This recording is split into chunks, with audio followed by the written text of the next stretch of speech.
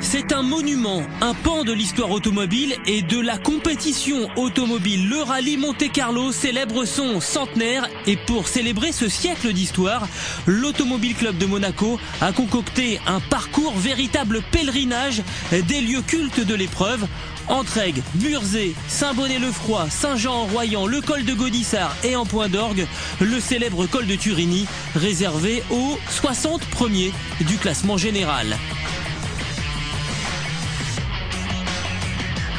Et il va falloir la gagner, sa place, pour faire partie des heureux élus, car on compte 120 équipages sur la liste des engagés qui s'élanceront tout d'abord du parc d'assistance installé à Valence pour défier ces spéciales devenues mythiques et une météo qui met toujours un point d'honneur à corser les affaires des concurrents.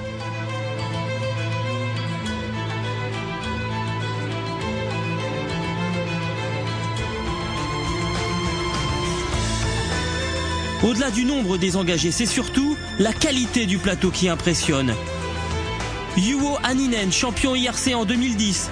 Peter Solberg, champion du monde en 2003. François Delecourt, vainqueur au Monte-Carlo en 1994. Et puis Stéphane Sarrazin, champion des Le Mans Series en 2010. Alex Caffi, ancien pilote de Formule 1. Un double champion du monde junior, P.J. Anderson. Le champion de France, Brian Bouffier. La liste des engagés donne tout simplement le vertige.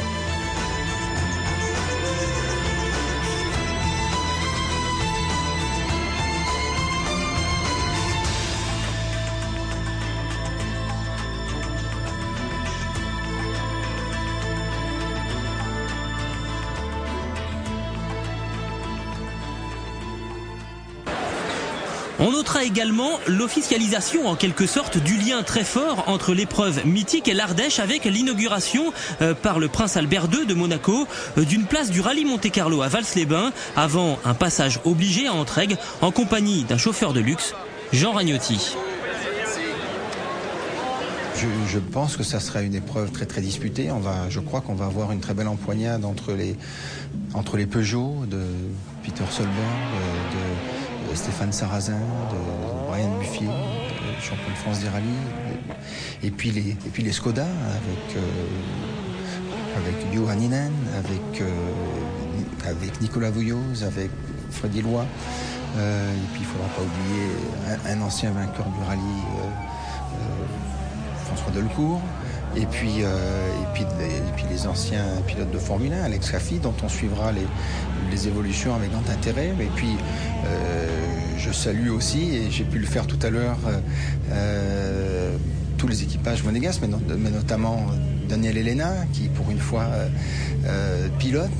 Et c'est très sympathique de le voir aussi avec le numéro 100, avec le 200 numéro 100 lors de ce rallye. Et puis bien tout cela contribue à faire de ce rallye une célébration et une très belle fête.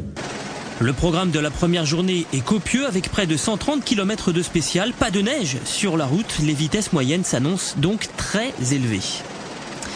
Et ça commence mal pour Andreas Mikkelsen, la nouvelle recrue de Skoda Grande-Bretagne. Découvre le Monte-Carlo et ignore encore que tout peut s'arrêter au bout de quelques centaines de mètres. Il va en faire le triste constat, suspension arrière gauche cassée, c'est déjà fini pour Mikkelsen.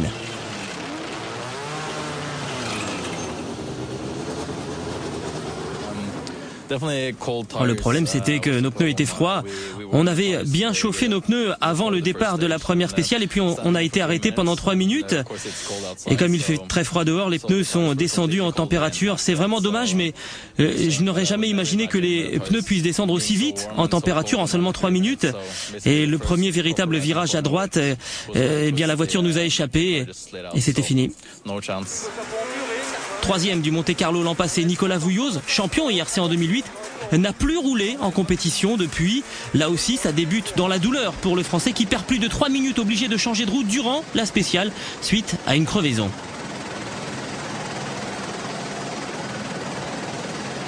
Pour ce Monte-Carlo 2011, Proton dispose d'un effectif de rêve. P.J. Anderson et Chris Atkinson.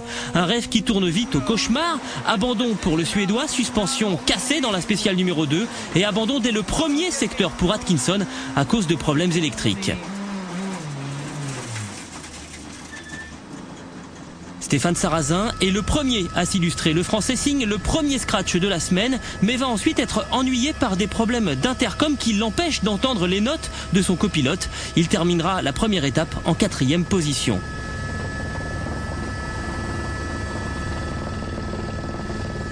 S'il est loin de découvrir le Monte-Carlo, Peter Solberg découvre en revanche la 207 S2000 en compétition. Le Norvégien est dans le rythme immédiatement, 3e du général au moment de revenir à Valence mercredi soir. Vainqueur de 3 épreuves l'an passé en seulement 4 apparitions au volant de la Skoda Fabia, Freddy Loix se positionne immédiatement aux avant-postes. Vainqueur de la dernière spéciale du jour, Loix occupe alors le 2e rang au général.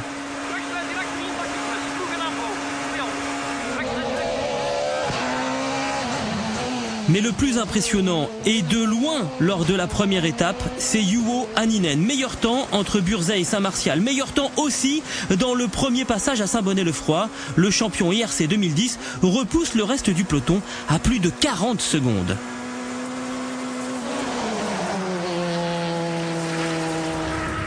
Oui, c'est une bonne journée. Pas de problème avec la voiture, pas d'erreur. On a choisi les bons pneus pour toutes les spéciales. Je ne peux pas me plaindre. Ouais, un euphémisme. Hänninen a assommé la concurrence. Son coéquipier Yann Kopecky est à plus de 1 minute 18. Le champion de France Brian Bouffier avec un problème de différentiel arrière à plus d'1 minute 30. François Delecourt lui est à près de 2 minutes avec la 8e position pour le vainqueur 1994.